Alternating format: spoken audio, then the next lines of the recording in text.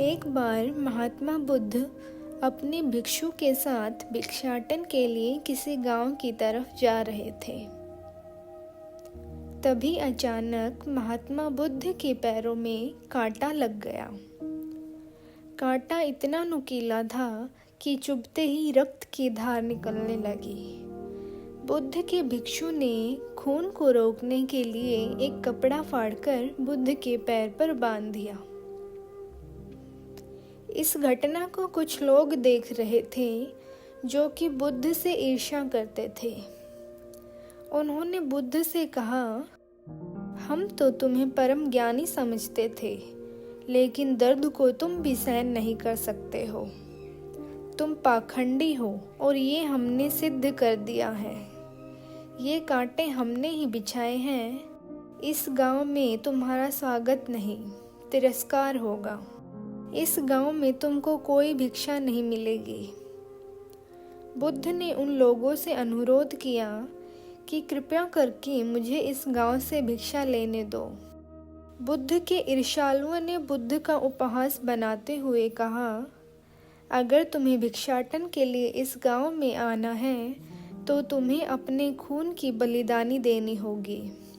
तुमको इन कांटों के रास्ते से गुजरना होगा।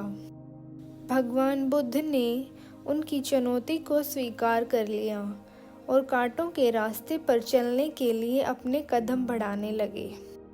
महात्मा बुद्ध मुस्कुराते हुए कांटों पर चलने लगे, मानो उनको किसी भी प्रकार का कोई दर्द ना हो रहा हो। बुद्ध के साहस को देखकर गांव वाले लोग चकित रह गए। कुछ लोगों की आंखें फटी की फटी रह गईं। गांव वाले सोचने लगे कि बुद्ध भिक्षा के लिए दूसरे गांव भी जा सकते थे, तो फिर कांटों पर चलकर क्या साबित करना चाहते हैं। गांव वाले बुद्ध के संदेश को इतनी जल्दी नहीं समझ पाए। यहाँ पर बात भिक्षा की नहीं बल्कि जीवन को बदलने की थी। गांव वालों की भीड़ में एक सुमित नाम का युवक था जो बुद्ध पर हो रहे अत्याचार को देखकर द्रवित हो गया। सुमित दौड़कर गया और बुद्ध के पैरों के सामने से कांटे को हटाने लगा। बुद्ध के ईर्ष्यालु सुमित को रोकने लगे और गांव से दाना पानी न देने की धमकी देने लगे। सुमित ने किसी की नहीं सुनी और कांटों को हटाते हुए बोला, हे भगवान, आप इन मुट्ठी भर लोगों के अपने आप को कष्ट मत दीजिए। आप गांव में प्रवेश कीजिए। बहुत सारे लोग आपको भिक्षा देने के लिए आतुर हैं। महात्मा बुद्ध ने सुमित को अपने पास बुलाया और आशीर्वाद देने लगे। सुमित पीछे हट गया। हे भगवान, आप मुझे छूकर अपने आप को अपवित्र और दूषित न करें। महात्मा बुद्ध ने कहा, तुम अपने आप को दूषित क्यों कहते हो? स्पर्श से कभी कोई भी दूषित नहीं होता। मनुष्य तो लोभ, लालच, घृणा, ईर्ष्या से दूषित होता है। तुम्हारे अंदर तो प्रेम भरा है। तुम दूसरों का सुख चाहते हो। तुम तो पवित्र हो। बुद्ध के बोल सुनकर कुछ लोग बोले, तुम तो अपने आप को बड़े ज्ञानी कहते हो। तुमको जाति का कोई ज्ञान ही नहीं है। तुम पाखंडी हो।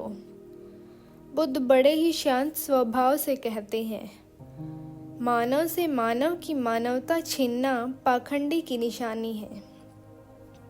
मुझे पाखंडी बोलकर यदि आपको संतोष मिलता है तो मेरे लिए दुख का कोई विषय नहीं है। कुछ लोग बुद्ध पर बरस पड़े, परंतु यह तो धर्मशास्त्र है, फिर यह पाखंड कैसे हुआ? बुद्ध कहते हैं, हमारी उत्पत्ति इस सृष्टि में हुई है। नदियों का पानी सभी की समान रूप से प्यास बुझाता है। खुले जंगलों की हवा भी भेदभाव नहीं करती। खुला आसमान हमारे पिता के समान हमारी परवरिश करता है। सृष्टिकर्ता ने भी कोई भेदभाव नहीं किया, फिर हम इंसान कौन होते हैं भेदभाव करने वाले? मानव मानव में भेद करके अपने संबंधों को बिगाड़ता है। बुद्ध के वचन के बाद कुछ लोग कहते हैं, अगर आप इतना ही कहते हैं तो सुमित को अपना भिक्षु क्यों नहीं बना लेते। बुद्ध ने कहा कि अच्छा सुझाव है, अगर सुमित तुम चाहते हो तो तुम मेरा भिक्षु बन सकते हो। बुद्ध के आमंत्रण पर सुमित पहला नीच जाति का बौद्ध भिक्षु बनता है।